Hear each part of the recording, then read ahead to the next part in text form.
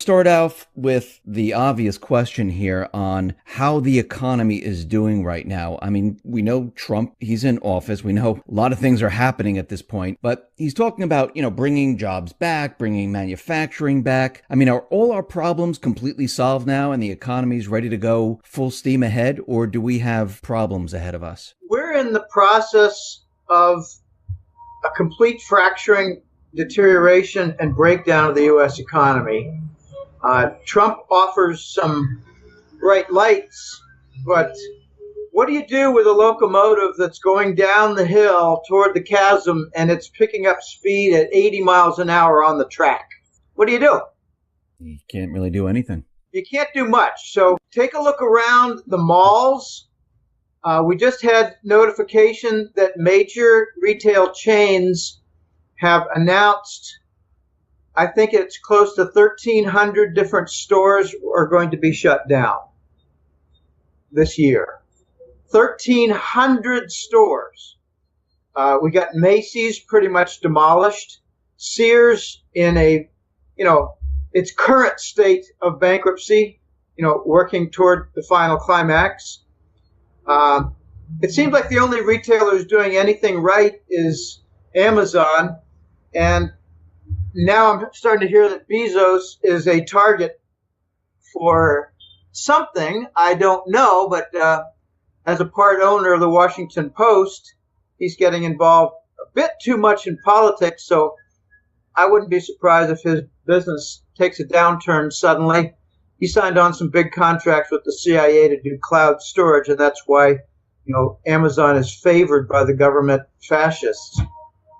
I'm going to use the word fascist frequently in this interview. I don't want to be confused with, Franco in Spain. These are neocon fascists that cut across both party lines. We have two political parties now in the United States in reality. It's the neocon fascists versus the populists. Trump is a populist. The neocon fascists include Baby Bush, Obama, and probably 3/4 of the Congress. Those are the fascists. Those are the ones who promote the wars, who favor the false news and CNN, and who, sign up for whatever war of the week we have. The United States is dedicated toward war. Okay, the economy is doing pathetically. We have car loan defaults. We're back to where we were in 2007 regarding home loan defaults. And we have student loan defaults that are at least $1.5 trillion in volume overall, but not at risk of defaulting. We have 40% of all student loan holders actually saying in polls they expect never to pay their debt and the government to forgive it. If you look at electricity demand, rail freight movement, truck freight movement, port activity, income tax withholdings, everything is in a dive. So Trump has plans, and I give him credit that he's got plans. Some of them are innovative. The most clever that I've seen is, I don't know whether it's from browbeating or just encouraging as our friend, the vassal state of Japan, but he's working toward Japan investing $1 trillion in U.S. infrastructure / industrialization. I don't really mind if Japan and China set up tens of thousands of businesses in the United States. We need to do something. I'd like to see a national initiative for 20,000 businesses a year in free trade zones and elsewhere, along with the Asian helping with it's like a return to the 19th century, where the Asians built the railroads. And there's a lot of controversy on that. I don't want to get into all that, but a lot of Chinese work toward building the railroads in the West. And we could have a repeat of history with Asia building infrastructure again. Infrastructure is highways, port facilities, railways, bridges, tunnels, high-speed rail, airport facilities, you name it, all the above. Fiber optic connections. South Korea has the best fiber optic connectivity in the world right now, and the United States is actually not doing badly when it comes to telecommunication infrastructure. We're doing very badly with our dedication to the Rockefeller model on gasoline and diesel usage. How are those 8-lane highways around Los Angeles? How are they doing lately? They earn the name of parking lots. If you want to contrast, take a look at the major cities of China, where you have 16 different rail lines moving between cities to the suburbs and to distant locations like other cities. Every major city is extremely well organized, and they do not have a lot of truck traffic in their distribution system. They're far more advanced than the United States, and the Americans have no idea how far behind we are. So Trump has some plans. I give him credit. Let's see if he can make some progress. But let me just cite to you, Dave, the principal challenge that Trump has when it comes to legitimizing the dollar and working toward setting up industry again in the United States. We had 30 years of outsourcing of industry. I remember the first event was 1984. Intel announced they were going to move a lot of their fabrication plants for chip. They call them chip fab plants. And they were going to move to the Pacific Rim. And we at Digital put our heads together and said, this is a very bad trend if it becomes a trend. And it became a national movement. And by the 1990s, I concluded, as a, still working in marketing research and industry in the United States, I concluded with my own abilities that the United States has moved away from legitimate income. And now we're going to rely on phony financial sector income, asset bubbles, etc., financial engineering, which, by the way, Greenspan gave his full weight and support. Then came Lehman and the bust. So it's on his hands. But we have, as a result of 30 years, a $550 billion annual trade deficit. This is the major problem for the nation when it comes to economics. We lack industry. We lack an adequate base of industry with which to carry on business as a nation. Now, remember in the 80s and 90s, the Germans did not follow our lead. Western Germany and Britain, and I don't think Australia did. Western Europe and Britain and Canada largely followed our lead to destruction.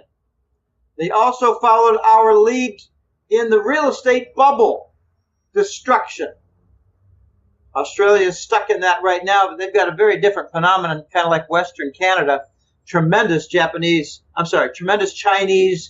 property demand. Okay, so let's just suppose that the several people on Trump's advisory team who are full-blown advocates of the gold standard decide, all right, let's try to work toward a gold-backed currency and get some basis for the currency that's precious metals, and let's go about the revitalization of our nation. Okay, well, let's just assume that the trade deficit doesn't get worse because of a proper policy. Let's just assume it's a nice flat $500 billion for a trade deficit. Okay, if we back the dollar with gold, then our creditor nations, I should say the surplus trade nations, can all group together and say, all right, we 80 nations have claims on $500 billion to your gold-backed currency. We want those 13,000 tons of gold. That's just the first year. That's assuming it doesn't get any worse. I'm hearing it's going to be closer to $600 billion this year. Because we haven't done anything. We never do anything. All we do is print more money and have more fraud and have more wars. We never fix anything. Hey, Jim, are the neocon fascists, are they going to stop Trump from bringing jobs back here? I mean, are they on the same page as him? I don't think they're on the same page as Trump for anything. They want to continue the wars. They actually try to promote the conclusion, the belief in the U.S. population that war is good for the economy because it brings jobs. It's the exact opposite. There's a 2 or 3-fold trickle down for military type weapons jobs. There's a 7 or 8-fold trickle down for actual products and services. In other words, if you build things, you install things, you improve the efficiency of systems, and you create a wealth that trickles down all through the neighborhoods where the people work. If you make weapons, when you install something, you end up with massive destruction. So they try to actually say, I call it Reich economics, fascist economics. They try to make the point that all the war will result in tremendous job growth from the reconstruction. I mean, everything just about is upside down, Dave. It's really quite pathetic. But we're going to get to the jobs creation stage if we can get past the political squabbling and undermine and sabotage game. We haven't done jack shit industrialization since the inauguration 2 months ago. We also have coming up on March 15th the debt ceiling. How do you think Trump is going to handle this? This is when everything freezes because Obama and Boehner, they made that agreement that, he can bring the debt up to 20 trillion and, we'll put it out until 2017 when Obama wasn't in office. What do you think is going to happen at this point? Okay, I must admit a little bit of ignorance. I thought that it was permanently suspended and now it's going to be unsuspended. I did not know that Obama just removed the debt limit during his watch.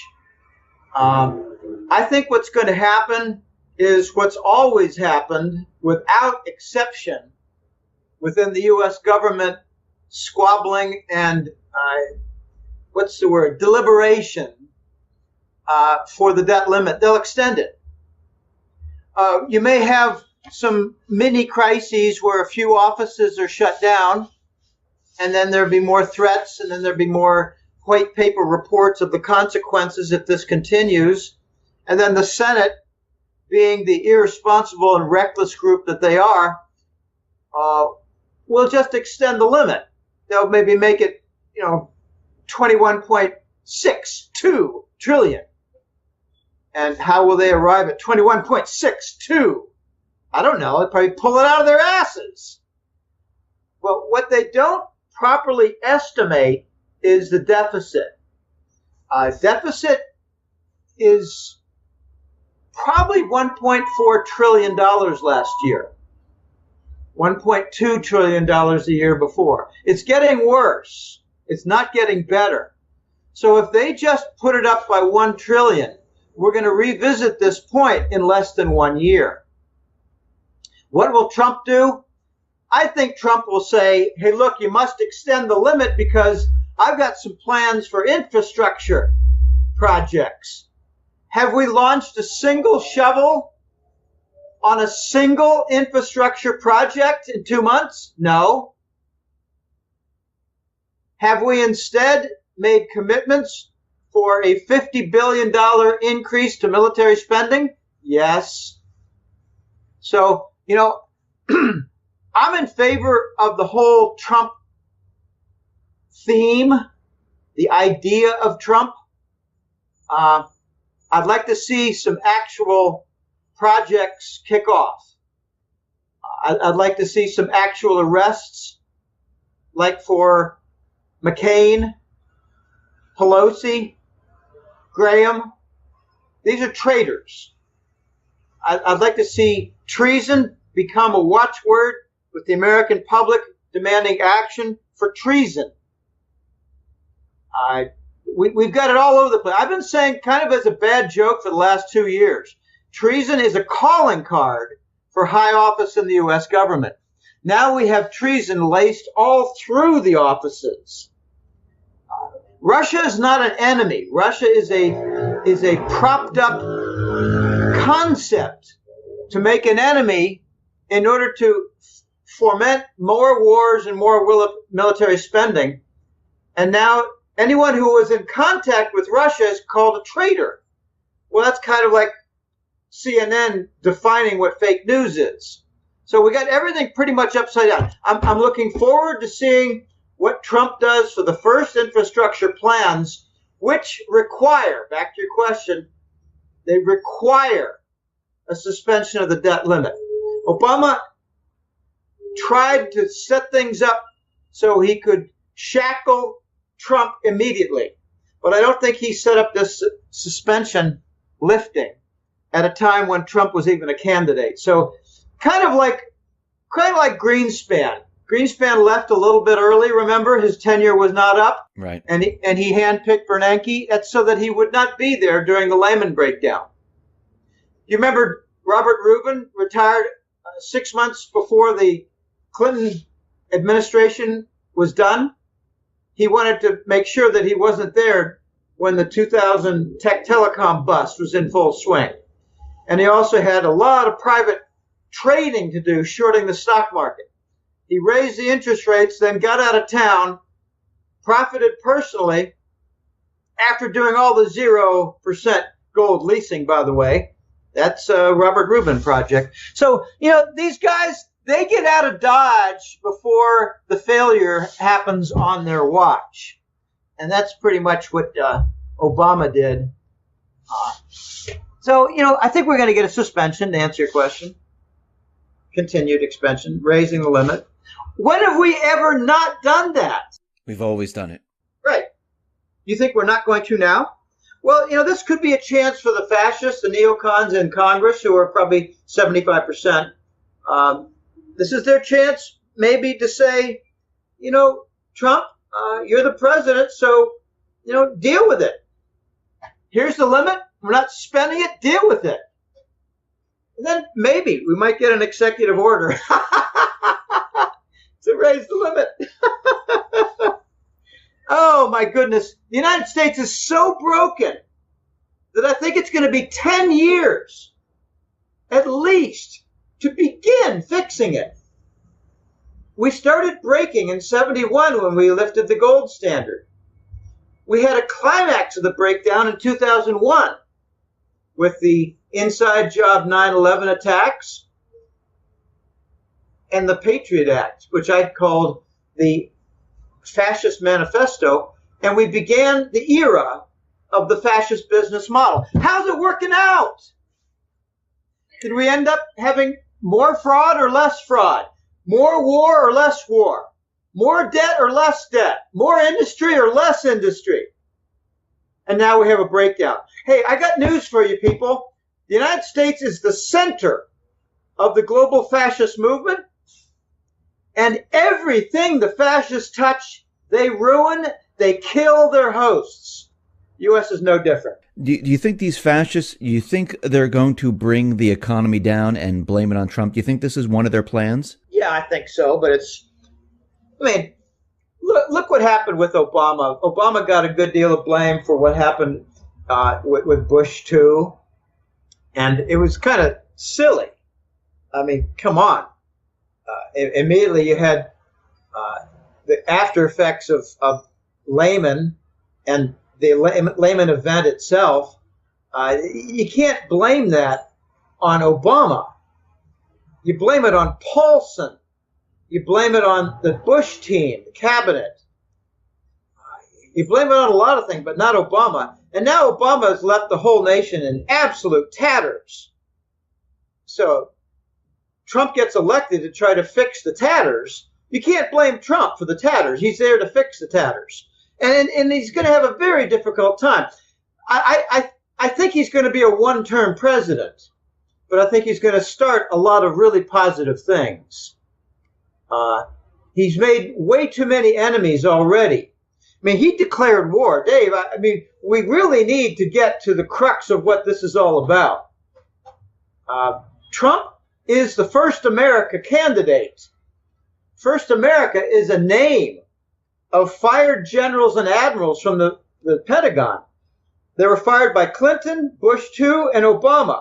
500 of them, because they were not loyal to the narcotics within Langley. Langley's been running the presidency since Papa Bush, 1988. We've got almost 30 years of narco presidencies. Clinton, Baby Bush, and Obama are all narcotics addicts. So it's very hard to reverse all this. And we have tremendous amount of destruction. So Trump ran on a plank to stop the destruction. And the First America generals have been meeting every year in Idaho. Remember at the inauguration speech, Trump mentioned First America something like a dozen times. America first, rather. America first. And it's a code word. It means we just had a Pentagon white hat military coup. The good guys in the Pentagon have taken the nation back. And Trump had an executive order to cut off the narcotics funds movement into the U.S. banks. He declared war against the black hats of Langley. This is war. We have civil war in the U.S. government at the highest level. Trump is trying to restore the nation and remove the narcotics from our highest offices. We have wars that are funded by narcotics. It's called ISIS. People, wake up. The Syrian war is funded by narcotics. The Yemen war is funded by Saudi narcotics in league with the Bush team. And a very funny little side story when it comes to narcotics. Remember Jeb Bush in the early portion of 2016 dropped out of the Republican presidential race? Yes. You remember his weepy, wimpy reason? You people are criticizing my mother. Really? That's precisely when the Russian military was cutting off the narco lines for the Bush-Saudi connection. And Jeb Bush lost funding for his presidential campaign that was coming from Saudi narcotics. So how far are the fascists going to take this? I mean, we can see what's happening in the corporate media right now, where they're pushing their agenda, and Trump is fighting back, pointing out certain things, and, you know, there's fake news things going all around and things like that. But how far is the fascist neocons going to take this? Are they going to take it to the next level? And when I say that, I mean maybe assassinating them if they don't get their way? I don't want to talk about the assassination concept at all. Let me put it this way. When they talk about globalists, when Trump talks about the people versus the globalists, he's not really specific. What he's referring to is the global banker cabal. What he's talking about is the group of corporations, the sectors, like the banks, news media, pharmaceuticals, and a few others with a more minor role, all being in league together, energy, oil and energy, being in league together toward establishment of the global fascist state. That's what I call it. Globalist means global fascist state. But if you look in the online magazines and news sites, you hear the phrase New World Order, NWO. And that's one reason the Chinese, under President Xi, have very cleverly come up with the new Silk World Order. In other words, the Eurasian Trade Zone is the answer to the New World Order by the globalists who are promoting a global fascist state. Notice that in the European Union, orders are given by the Commission, which is not elected. like continuation of the Russian sanctions, even though almost no European nations wants them to be continued. So this is going to be motive to fracture the nations within the EU. But how far are they going to take it? Here's the big point to make. If the economy gets ruined, or at the same time, one or the other or both, we have rioting in the streets of the United States, like, say, because they're out without jobs, or because, say, the supply chain is messed up for gasoline and food, or, say, the various NGO groups funded by Soros, managed by Obama now, are inciting riots. If we have riots and civil disorder at the same time that we have economic deterioration to the point of breakdown, then that is precisely what the globalists will use and take advantage of to create martial law under fascist rule. They will then say, we got emergency teams that must take over, and Trump, you're not the president anymore. It'll be a fascist takeover by, say, the narco barons in Langley. Will they take extreme measures against Trump? I don't know. I hope not. I don't want to repeat what I went through when I was 11 years old, which was the removal of John Kennedy, probably the last populist president we had. Don't think for a minute that Jimmy Carter was a populist president. No, he was part of the cabal. He continued everything that Kissinger had to do. He just had a different Secretary of State. By the way, if you're looking for the ringleader, the main organizers of the pedophile rings, there are two: Henry Kissinger and the Israeli Mossad. This is probably the biggest story since World War II. And it's just getting revealed one layer of the onion at a time. They invite congressional leaders or judges or bankers to Lolita Island in the Bahamas, where Epstein does his, camping network. They film these people with underage girls or underage boys. I mean, just ask Harry Reid. Harry Reid almost lost his eye at a gay sex party in the White House. I mean, you just can't approach Barack from behind when Michelle is watching, because Michelle is Michael with a penis. Okay? That's how Harry Reid almost lost his eye, and he retired. Okay, we've got a lot of these leaders who are caught in the honey trap of pedophilia. And let me just make a definition distinction.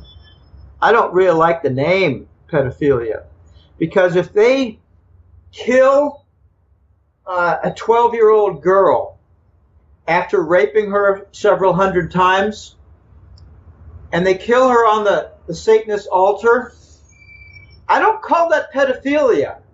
I call it child sacrifice and murder on the Satanist altar. And so does Trump call it that. We've got a great deal of Satanist threads running through the U.S. government at the highest level. Why does Nancy Pelosi have a restaurant that's named Goathead something or other in California? You just do a little research. These people are all dirty. Not 100%, but a lot of the major leaders are dirty. And Kissinger is a main leader in the extortion.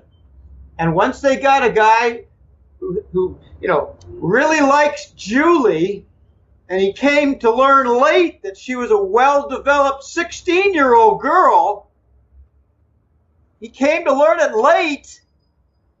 It's all on video. They vote exactly as how they're told. This is how it happens. It's called honey traps.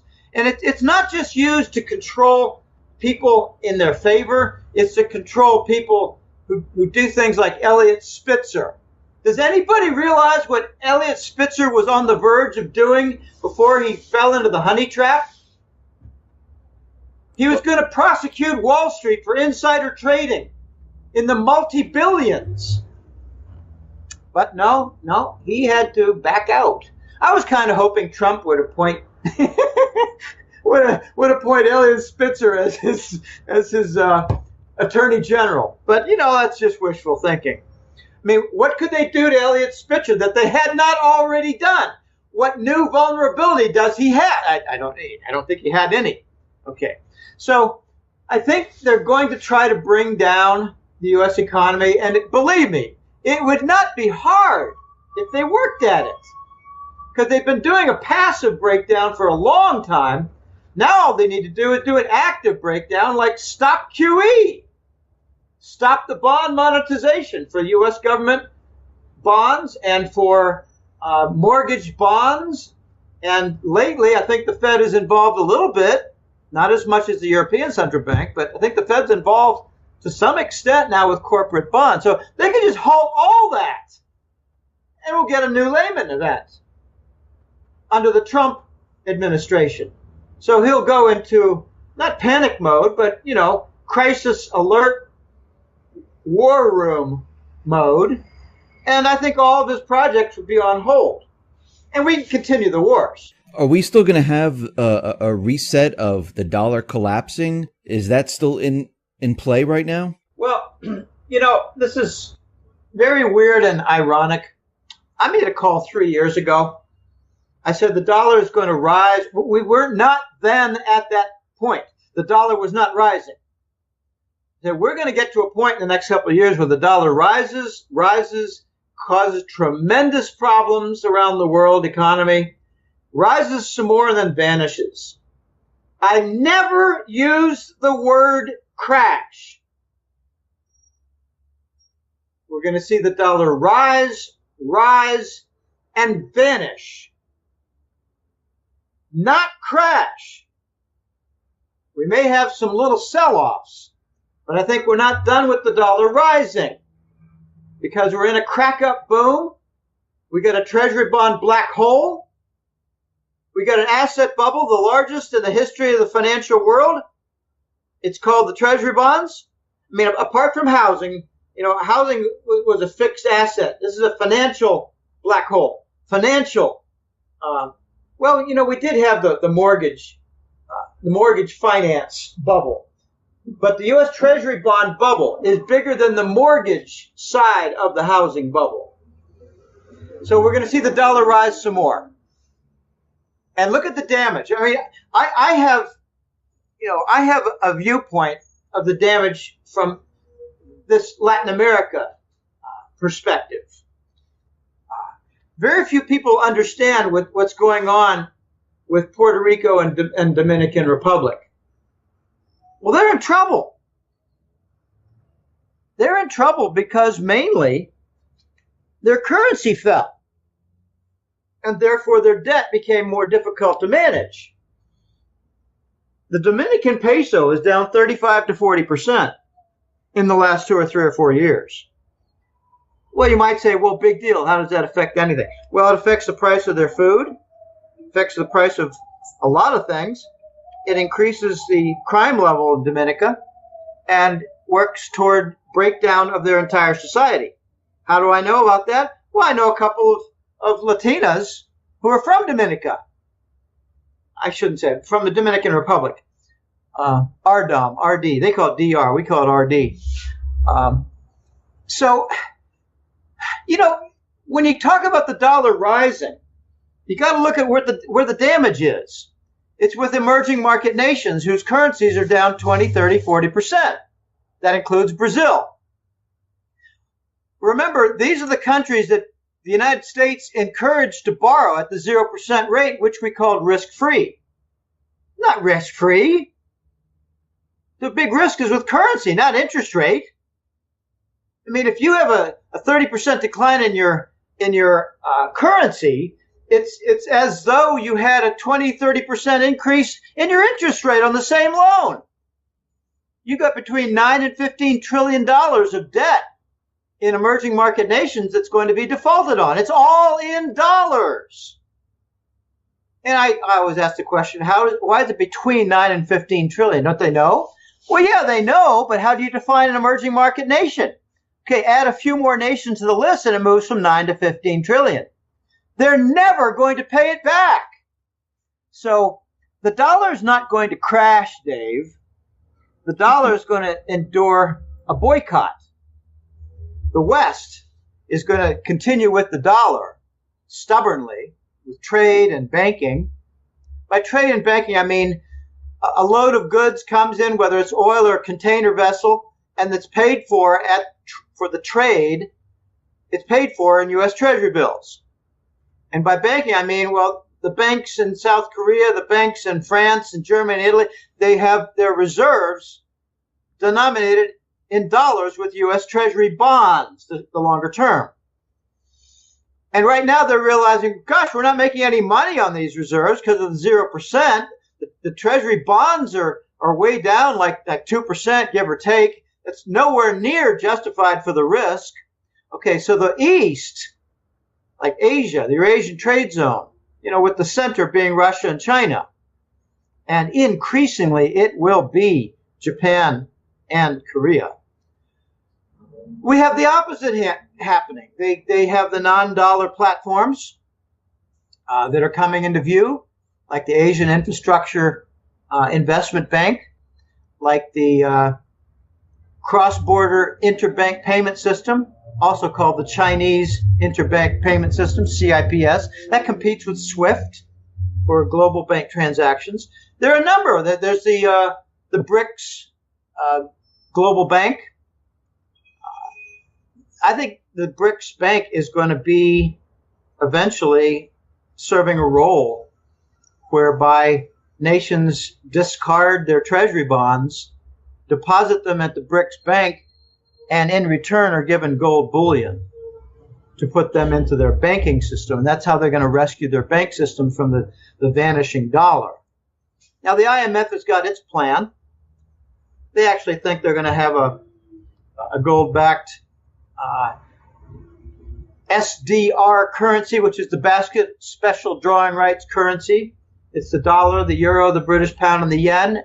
Add now the Chinese currency, the RMB. They actually think they're going to do a gold-backed basket with the IMF, and I think dream on, because when they announce any kind of plan, if they ever get to the point of announcing a plan, these globalists are going to say, we have the solution to the problem that they created themselves. We have the solution, and it's a gold-backed basket, and it has a feature that if you're a country like Bolivia and you want to participate in global trade, you need to deposit a big tranche of gold bullion in Basel, Switzerland, where we will be the global central bank for gold. And the East, with their Eurasian trade zone, probably will say, not over our dead countries' bodies. We're going to do the BRICS global bank for that role.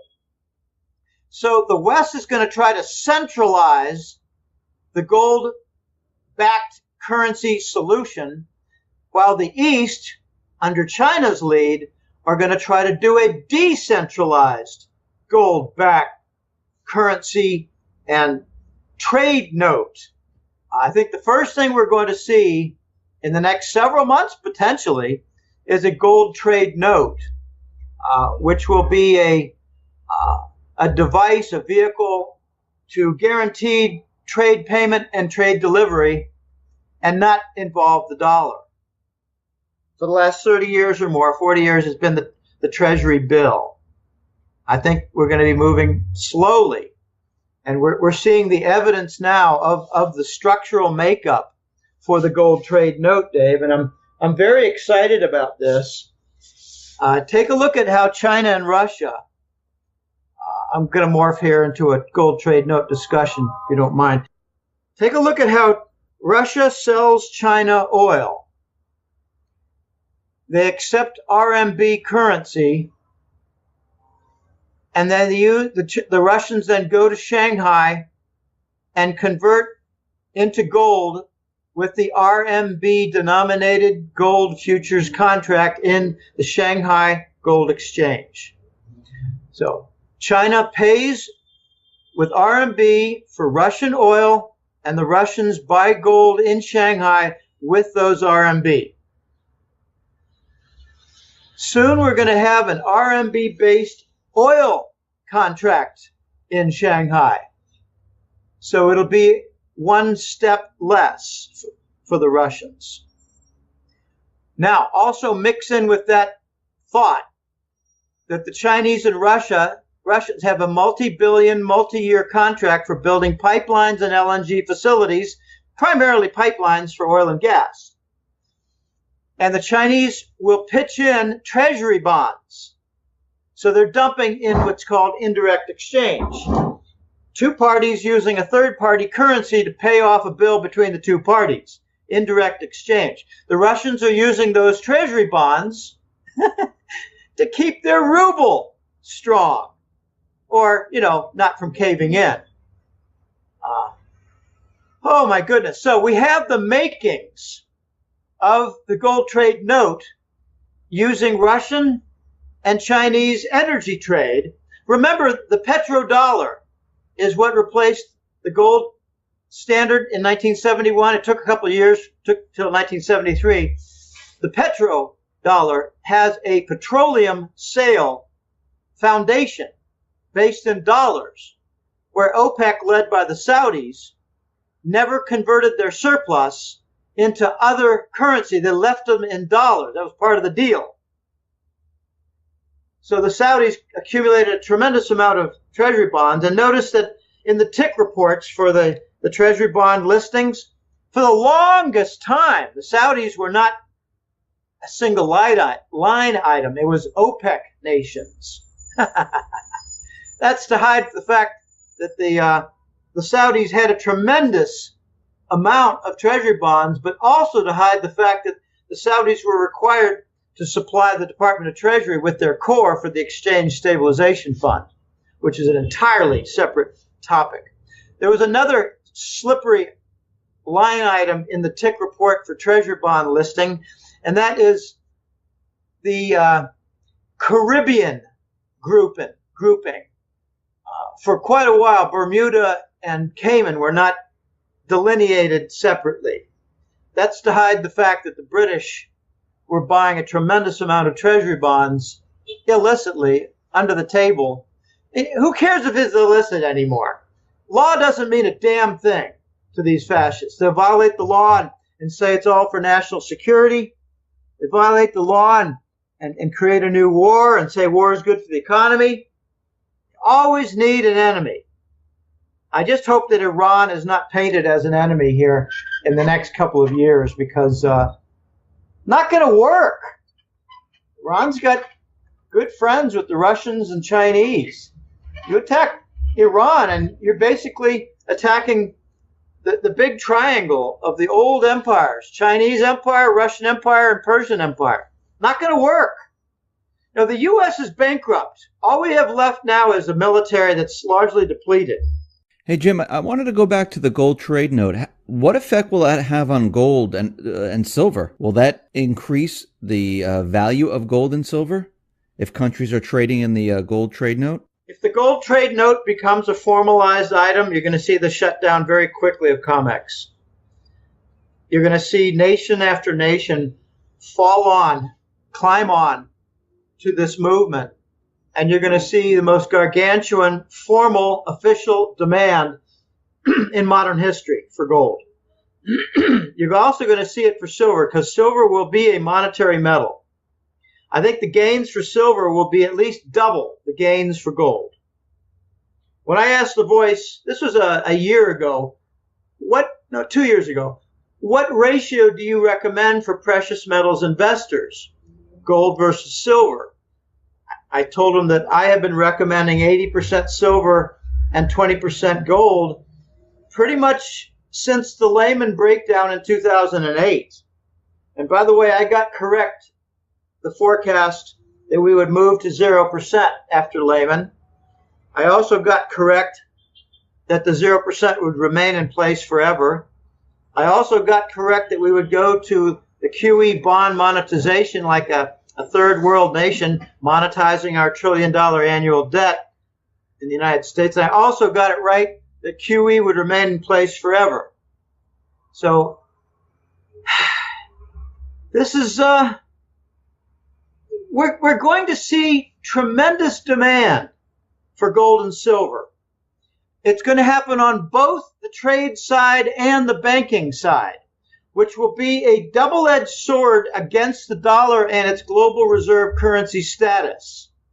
I mean, if you were to ask 100 Americans picked at random, what does the global reserve status mean for the dollar? I think you get 98 blank stares and maybe one correct answer and one close to correct answer. What it means is that trade is settled internationally in the dollar. What it means is that the reserve assets for global banking systems, like in Korea, like in France, are based in the U.S. Treasury bond. So when gold goes after the trade payment route with the gold trade note, and when gold bullion goes after the bank reserve route, which is largely U.S. dollar through treasury bonds, you're going to see the dollar lose its global reserve currency status and the U.S. forced to create its domestic-only currency, which I've given the name, and I'm very happy to see other authors latch onto it. I call it the new Scheiss dollar, because Scheiss is German for shit and excrement and, rubbish, flotsam and jetsam. Scheiss is a little more general a word in German than just shit. In the United States, we don't call shit rubbish in a vacant lot. They call that Scheiss. It's, it's waste, rubbish. So when the U.S. is forced to create its domestic-only currency, that's when the major crisis happens in the U.S. By that I mean that's when the currency crisis hits, and that's when the import prices double. Because we're going to have probably a sequence of devaluations.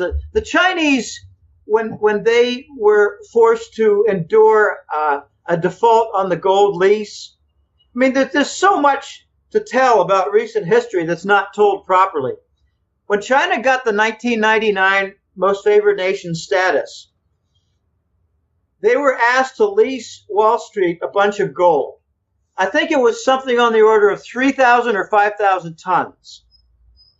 And the Chinese were very smart, and they said, well, we want a guarantee on this. So we gave them a secured stream bond, like a mortgage, but the secure stream was income taxes from the United States population, the citizens, the economy. And when the recession slammed the U.S. in 2007 and 8, the Chinese began dumping their Fannie Mae bonds. And they also demanded, asset seizure for things like the J.P. Morgan headquarter property. I mean, how many Americans know that J.P. Morgan's headquarters is owned by the Chinese? Very, very few, under 5%, under 3%, maybe under 1%, because we're not a very well-informed nation, given that CNN is so popular. Okay, so a lot of things going on here, Dave, and the moving parts are very wicked, and the Chinese are all over this. They infiltrated the International Monetary Fund. They're now making rules. Since when? Since when does Alibaba's CEO have a keynote speech at the Davos, Switzerland Economic Forum, which is really not an economic forum, it's more like a banker barbecue? And I wouldn't be surprised if in the back room there's some pedophilia going on and some murder of children. I mean, I'm not crazy. It's all coming out. Yeah, there have been arrests. Vault 7. There have been 1,000 arrests in the United States, and the major media will not report it for pedophilia. And whenever you hear pedophilia, think child slavery and murder. Okay, so the Chinese they're making big strides. It's just happening slowly. but we're going to see a tremendous demand for gold and silver come when the U.S. loses its global reserve currency. It's not a birthright. It's just an exorbitant privilege. As the Justin of the French leader, can't think of his first name. It was a hyphenated name. Anyway, Justin, president of France, used to call it the exorbitant privilege of the United States. So when the U.S. Here's where rubber meets the road with the dollar. When we have to come up with a new dollar for the United States economy alone, all foreign-held dollars, all U.S. dollars outside the U.S. border, like Panama banks, Hong Kong banks, Swiss bank, London banks, all these banks, Singapore banks, all these banks holding dollars will no longer follow orders from Washington. It'll be the end of FATCA rules. It'll be the end of obstruction for movements, for ridiculous rules, and everybody under the sun being accused of being a narco money launderer just because the volume's high. They're doing a lot of stupid things. So when the U.S. has to come up with its domestic-only dollar, that's when you're going to start to see a lot of emphasis on the trade deficit, because any nation that has its own currency just for usage in its own economy, in its own sphere, must abide by its fundamentals, like Venezuela is now. So the U.S. is going to have a sequence of devaluations. The Chinese, when they got reneged upon in 2006 or 7, they went about their various steps, but they told the U.S., you must come up with your own currency because you're ruining the international dollar. And we said, F you, we'll do as we damn well please. We're the leader of the free world. No, we're the leader of the fascist world. And what we've done since then was to impose 0% and not give them any interest on their reserves, another FU. And then we start printing money like Zimbabwe and certain South American countries have done. You can't print money which is used as the global currency reserve and banking system. So the Chinese told the Americans, you need, with your new domestic-only dollar, to have a 50% devaluation. And the U.S. said, oh, really? That's pretty painful. Would it be okay if we do 30% devaluations back to back? Now, here's how devaluation mathematics works. Just focus on the retained value from a devaluation. Do a 30% devaluation, you retain 70%. So your buying power for $100 is like what it was for $70. Do another 30%, and you retain 70% of what you had before. In other words, 49%, and there's your 50% devaluation. Except I don't think it's going to end there, because we're not going to get rid of our trade deficit. We don't have sufficient industry. That's why I think Trump is trying to focus first on the infrastructure, second on the reindustrialization, and he wants to buy time before the world rejects and boycotts the dollar. In other words, let's reindustrialize the United States before we lose the global currency reserve. That, I think, is the main objective for Trump, apart from all the political backstabbing, sabotage, and illegal activity. So he's really planning for everything after the fact. He's saying, okay, I understand what's coming. I understand the dollar is going to be devalued. We're going to have a domestic dollar. The way of life, if you're talking about all these devaluations, it's going to be horrific for the people. And we're going to have to bring back manufacturing to, actually restart the country. Exactly. We don't have adequate manufacturing to export from. So that our inadequate manufacturing has resulted in a gargantuan trade deficit. Isn't the public going to be angry when, all of a sudden their way of life completely changes? Well, yeah, but that feeds right into the hands of the globalists who are going to say, well, it's time for martial law, and we're going to have our fascists take over because Trump failed. Trump is going to try to get this done before we lose the dollar global reserve currency status. Trump wants to do some very clever things, Dave. He wants to, okay, let's just do some economics, fundamental accounting. I focus on the trade deficit because it's so big, it's $500 billion a year and growing. But what really counts is the current account deficit, which is the trade deficit plus any differential we have on financial trade, like the difference between Americans' purchase of foreign bonds and real estate versus foreigners buying bonds and real estate and commercial buildings. Okay, the financial transactions for bonds, real estate, just lots of things, property, commercial building, you name it. Okay, since QE came into phase, our financial balance of trade payments has gone worse. We're doing QE for bond purchases because we have inadequate foreign purchases of our bonds, while we have a growing trade deficit. So the current account deficit is actually growing and is worse than the trade deficit. Okay, what Trump wants to do, here's a very clever plan. If he can bring in 1 year, say $400 billion of Asian money for infrastructure projects, he can offset 80% of our $500 billion trade deficit. And if he does it again in the second year, he can offset again 80% of the trade deficit. Maybe it'll only be 60%, 65% in the second year, because we will have created maybe 20, 30, 40, 50,000 businesses. And by the third year, maybe we'll have sufficient mass for the reindustrialized base that we won't have a trade deficit that's very big. And then we can launch the new dollar and not have this currency crisis. That's the Trump plan. I don't know if he's going to be able to pull it off because the Japanese government just had a ruling that the United States could not use $1 trillion in their government pension fund without some vote in their parliament. And remember, the U.S. doesn't care about law. They say, you're our vassal state, F you, do what we say or we'll start killing people.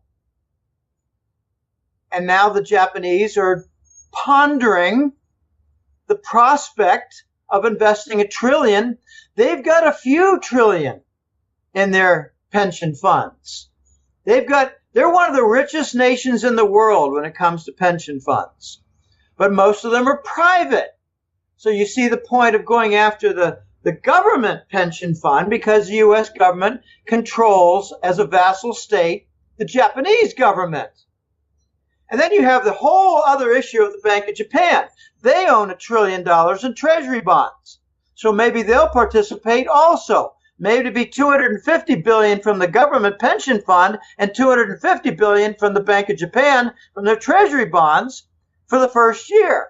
There's lots of trillions to commandeer in Japan. Oh my. So that's how Trump wants to try to deal with it. To use the current account deficit, make it a surplus, and offset the trade deficit. Very clever plan. This is a business expert. What was Obama an expert in? He was an expert in acquiring cocaine bags. He was an expert in revealing sealed documents from the courts for his political rivals. He was an expert in finding a boyfriend and buying Michelle, Michael LaVaughn Robinson, and buying him for $25,000 from Reverend Wright at the church. That is what Obama was expert in. Trump's a businessman who knows how to recover from financial distress. He came back from bankruptcy at least 2 times. My concern about that is that he might have had to, sell his soul a bit to the bankers. I don't know. We're going to find out will we have any progress at all on the financial front? Or will the dollar continue to be the most corrupt currency in modern history, fortified by the Exchange Stabilization Fund? By the way, the Fed owns about, I think it's $4 trillion worth of Treasury bonds. The question never asked is, how much does the U.S. Department of Treasury own? I think it's twice that. It's the Exchange Stabilization Fund. When $400 billion worth of Treasury bonds were dumped in the last year, the buying was not largely done by the Fed. It was largely done by the U.S. government and kept out of the news. The Department of Treasury is buying our own debt. So aren't the fascist neocons going to try to stop Trump from doing what you just said? Because, I mean, he'll look like a hero if he pulls this off. And I'm assuming they... Yeah. They'll try to interrupt anything he tries that will be, worthwhile. The neocons don't do things that are constructive. I don't think you can find any one of their policies in the last 2 to 3 presidential administrations that have been positive. You can say, oh, Clinton, look at all the prosperity we had during Clinton. No, what Clinton did was he stole Fort Knox and used all the profits from the dumping of Fort Knox to support the Treasury bonds and lower the interest rates for businesses. And if you do some econometric analysis, you will find that the number one cost factor for American business was interest rate back then. So he improved the most important and vital cost item. Okay, what has Obama done? Obama created Obamacare, which pretty much decimated the small business sector and resulted in a complete halt of hiring. So, the neocons don't do constructive things. No, they really don't. And you know what I'm seeing? You mentioned Iran with war, but I'm noticing a lot of propaganda and a huge push for North Korea because the U.S. is moving the THAAD missile system into South Korea. I heard there was a report that North Korea was firing their missile and they were trying to hit a Japanese base. We know there was that assassination in Malaysia. Now the Malaysian ambassador and the North Korean ambassador, they're both leaving each other's country. To me, it seems like they're trying to, shift everything and trying to start something with North Korea and pushing very, very hard. I mean, do you see that? Well, yeah, these are the neocons. Yeah, they're trying to become belligerent and bring about some kind of sparks between the U.S. and China. And it's just not going to work. It's not going to work. I mean, the Chinese have fired back, not missiles, but they've halted 110,000 tourists to certain locations in South Korea. They're not going there anymore. Yeah. I mean, the Chinese have a billion man army with commerce. They're boycotting Apple devices right now. They have been boycotting Google for the longest time. We've got conflict over the South China Sea continuing. I got a funny little side story, and I might have told it in a previous interview with you, but it's quick. I got a client in Hong Kong named Jerry. Jerry lives in an apartment building, a big one, kind of luxurious, nice, and he's got a doorman in front. It might not be all that luxurious to have a doorman. But anyway, he was just striking up a conversation with his doorman. This was 2 years ago. And he said to his doorman, my son's got an interesting job now. He's being paid by a U.S. government agency with a name that does not say U.S. government on it, but he's paid $100 a day to carry a placard and yell slogans about the Japanese objection to the South China Sea islands. Okay, so, if you're wondering, is the United States behind the demonstrations in Asia, in that region, regarding the South Sea islands? The answer is yes. And I have a client whose son is being paid. They're doing the same business model with Obama and Soros. They're paid $14 an hour to go out and demonstrate against Trump. And the organizers, the managers, are paid $1,000 a month. So, what does Obama call these groups? Democracy something or other. They're not about democracy. Nothing about the fascists is about democracy. I just saw a term, I didn't know what it meant before, RINO, rhino, Republican in name only. They're fascists. Well, we need a Dino too, Democrat in name only. They're fascists. We got Democrat neocons. Does anybody realize that the Obama Secretary of State and pretty much the entire brass of their State Department was holdovers and other associated members of the Bush team? The neocons cut across both parties, and the State Department is your best evidence. I mentioned that to my blockheaded brother, and he said, "Oh, I didn't know that." I said, "That's because you're reading the fucking New York Times." Do you have any closing thoughts or anything else you want to say? Sell all of your paper assets. Sell the majority of them. Get going. Because the Fed and the Wall Street banks are keeping your stocks propped, and they're pretty much the only buyers of bonds. Sell what they're propping. Has anybody ever heard the concept of sell high, buy low? It's kind of a foreign concept now, because the Wall Street boys are trying to get you to believe buy high, and as it keeps going higher, buy more. They're bubble merchants. So sell the stocks and bonds, sell your CDs, redeem them, because they're at risk. If the new dollar is announced next month, I guarantee there's going to be a stock market decline. I guarantee there can be bank bail-ins and failures. What do you do after you sell all these paper assets? You buy gold and silver bars and coins. Buy all you can find. In fact, pay small premiums to buy what you can.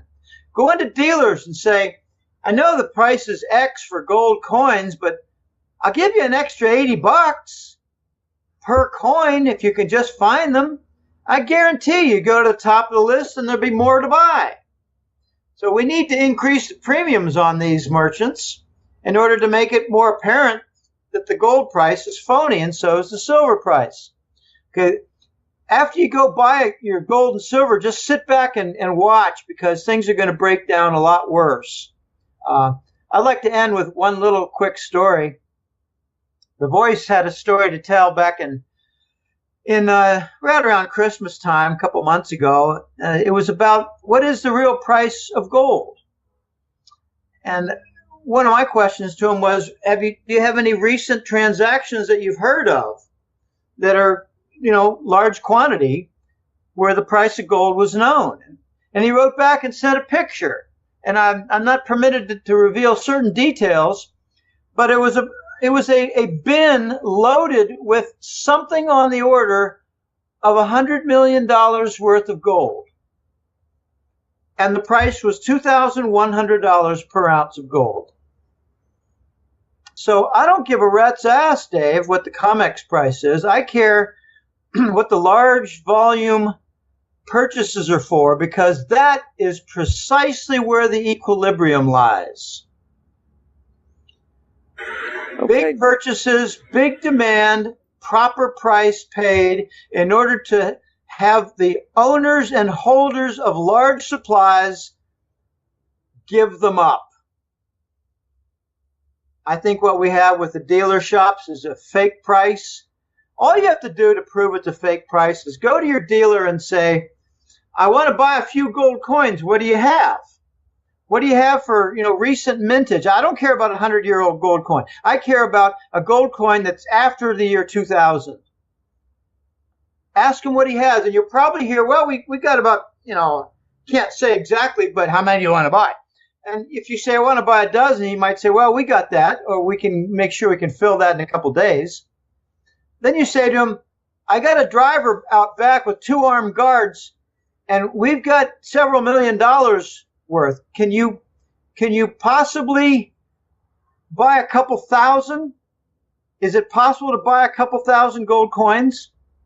That's when you get the interesting responses. No, we don't have that. You kidding? You crazy?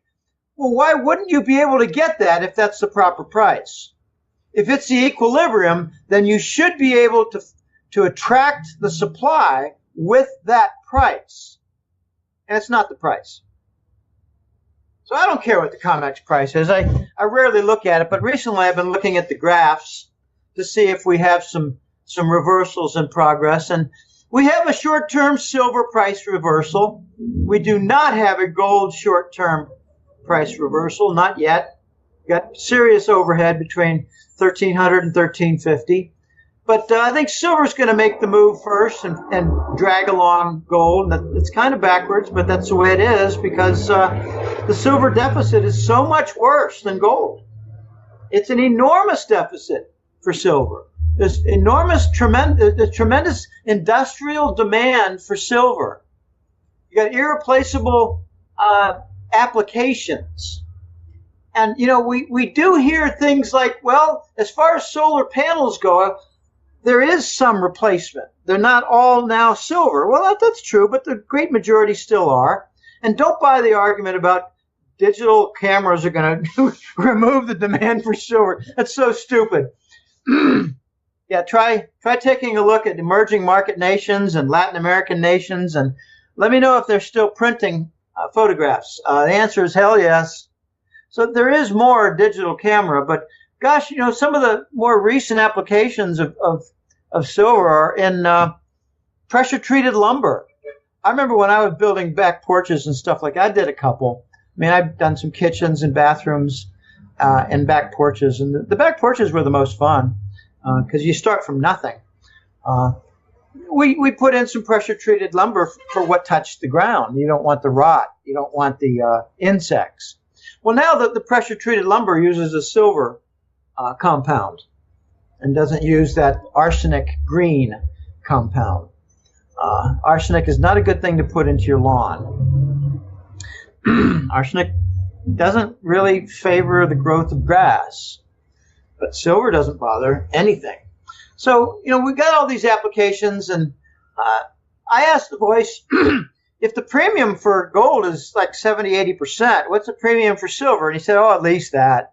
I said, do you have actual transactions that you could point to? And he said, well, I remember a few recently, but I don't have data and a picture like I do for this one. And this sale, this purchase at $2,100 was in Dubai. And I said, is this a Chinese buyer? And he said, well, it's Asian.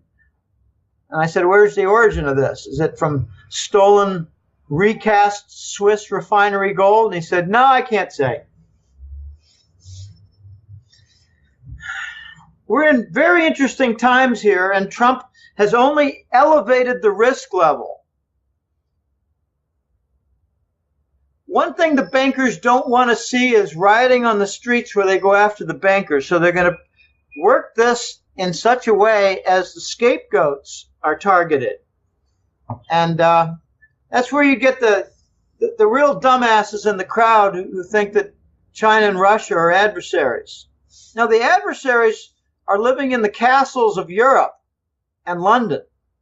Those are the adversaries. The adversaries are the Bush family.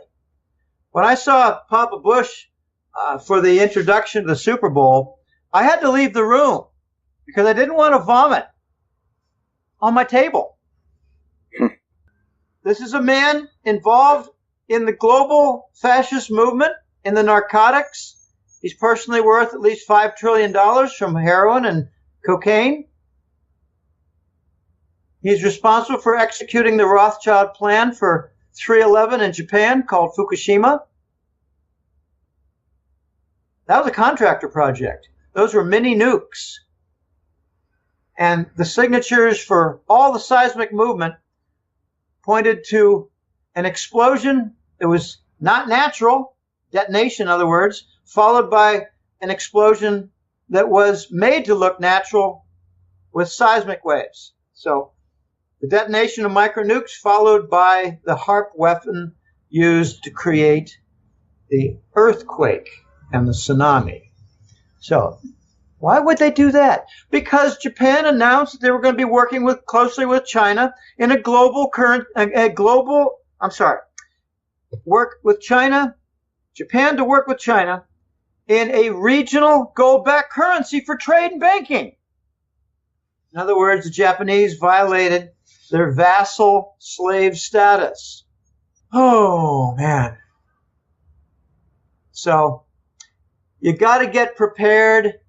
I'm very curious about the bail-ins. People ask me, what will it take for the great bulk of the American society to wake up to what's going on? And my answer is twofold: shortages of gasoline and food, and theft of their bank accounts through bail-ins. Unless and until those happen, I just don't think they're going to wake up, because right now they're busy, rioting over Trump.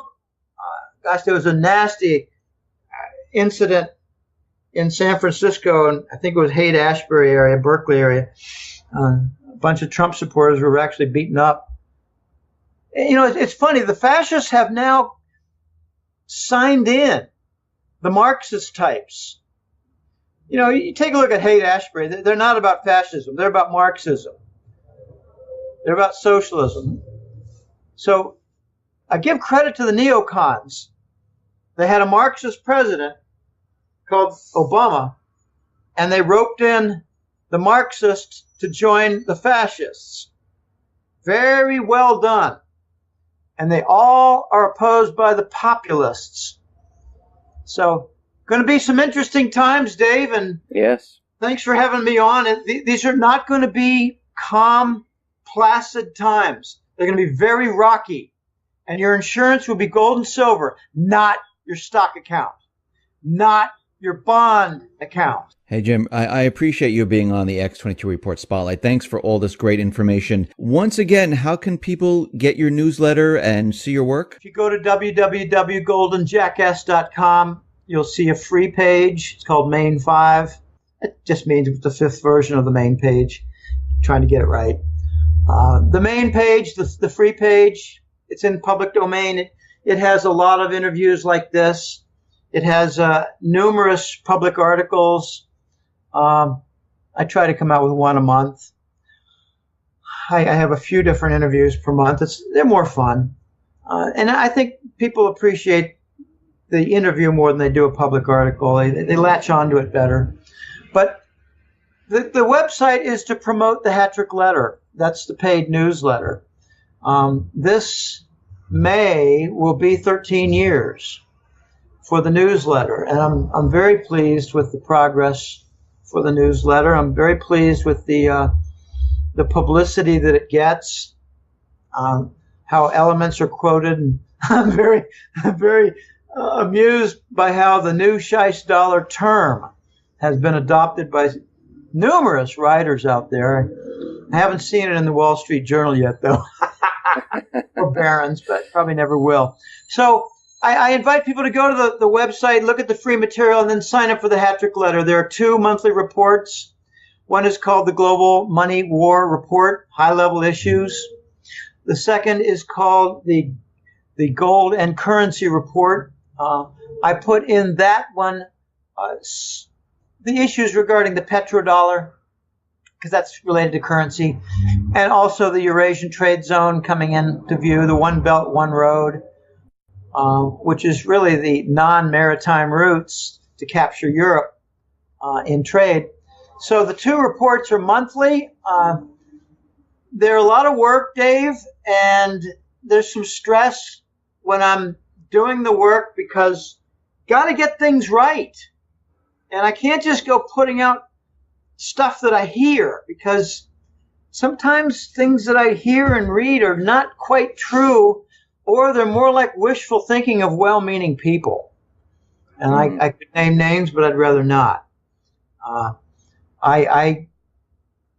actually contradicted a few well-meaning people in the previous years who thought we were going to get an explosion of price inflation in the United States. And I mean, like in the official figure. And I said, no, we'll just get it in reality. We won't get it in the official figure. And then other people think we're going to get a breakdown of the COMEX that last year. And I didn't.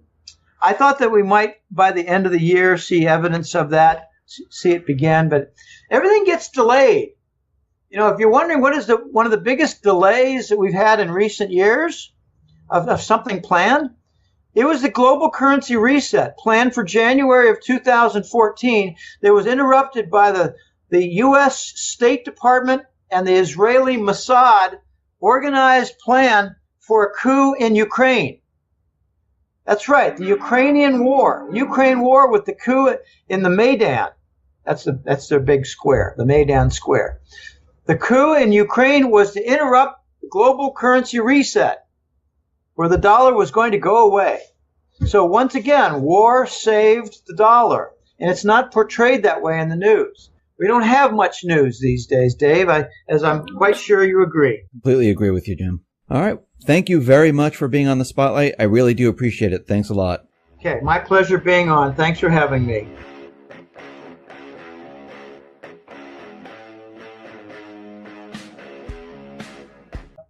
As a part owner of the Washington Post, he's getting involved a bit too much in politics, so I wouldn't be surprised if his business takes a downturn suddenly. He signed on some big contracts with the CIA to do cloud storage, and that's why, Amazon is favored by the government fascists.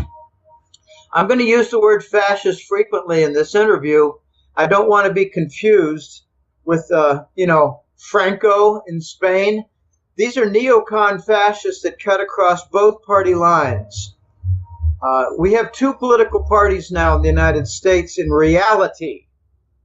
It's the neocon fascists versus the populists. Trump is a populist. The neocon fascists include Baby Bush, Obama, and probably 3/4 of the Congress. Those are the fascists.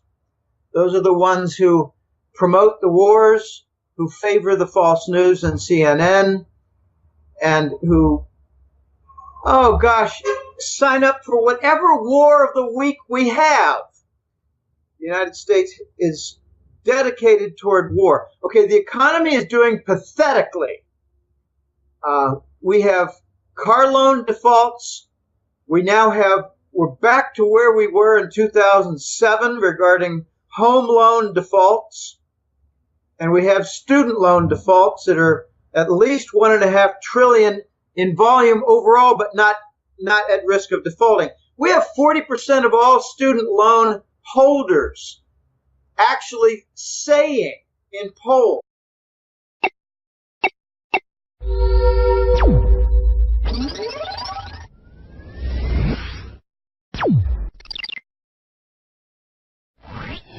Start off with the obvious question here on how the economy is doing right now. I mean, we know Trump, he's in office. We know a lot of things are happening at this point, but he's talking about, bringing jobs back, bringing manufacturing back. I mean, are all our problems completely solved now and the economy's ready to go full steam ahead, or do we have problems ahead of us? We're in the process of a complete fracturing, deterioration, and breakdown of the U.S. economy. Trump offers some bright lights, but what do you do with a locomotive that's going down the hill toward the chasm and it's picking up speed at 80 miles an hour on the track? What do? You can't really do anything. You can't do much. So take a look around the malls. We just had notification that major retail chains have announced, I think it's close to 1,300 different stores are going to be shut down this year. 1,300 stores. We got Macy's pretty much demolished. Sears in its current state of bankruptcy, working toward the final climax. It seems like the only retailer who's doing anything right is Amazon. And now I'm starting to hear that Bezos is a target for something. I don't know, but fiber optic connections.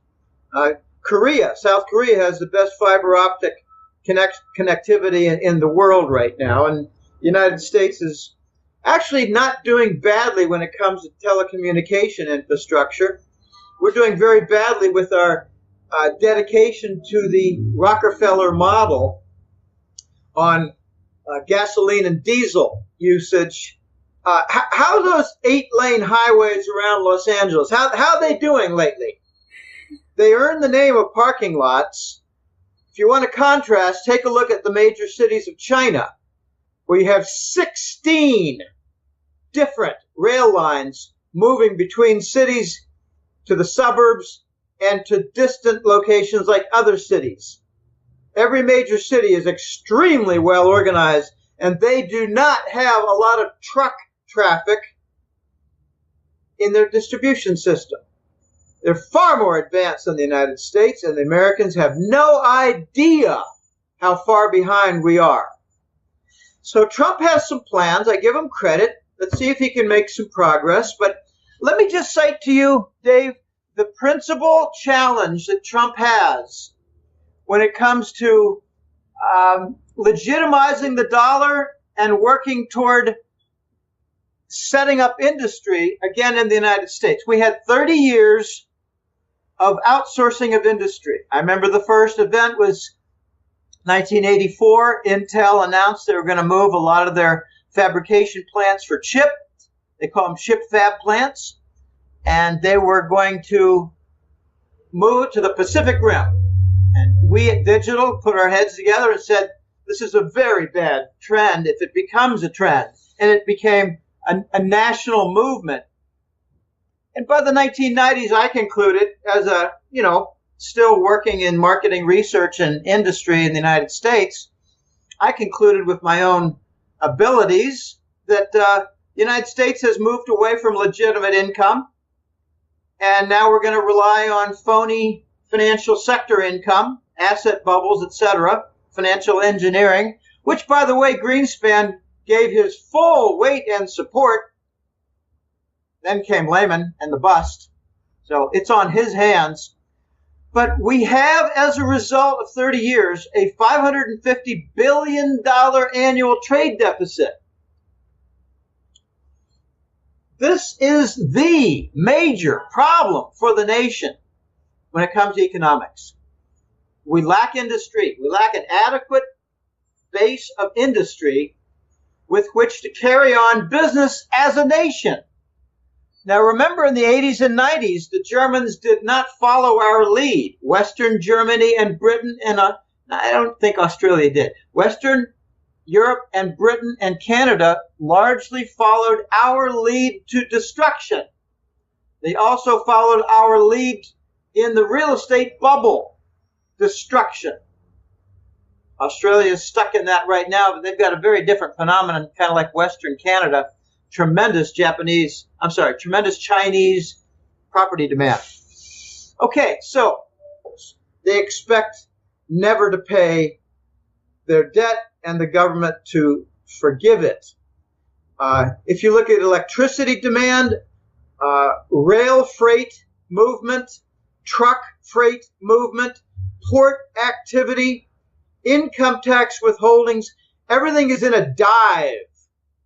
So Trump has plans, and I give him credit that he's got plans. Some of them are innovative. The most clever that I've seen is, I don't know whether it's from browbeating or just encouraging as our friend, the vassal state of Japan, but he's working toward Japan investing $1 trillion in U.S. infrastructure / industrialization. I don't really mind if Japan and China set up tens of thousands of businesses in the United States. We need to do something. I'd like to see a national initiative for 20,000 businesses a year in free trade zones and elsewhere, along with the Asian helping with it's like a return to the 19th century, where the Asians built the railroads. And there's a lot of controversy on that. I don't want to get into all that, but a lot of Chinese work toward building the railroads in the West. And we could have a repeat of history with Asia building infrastructure again. Infrastructure is highways, port facilities, railways, bridges, tunnels, high-speed rail, airport facilities, you name it, all the above.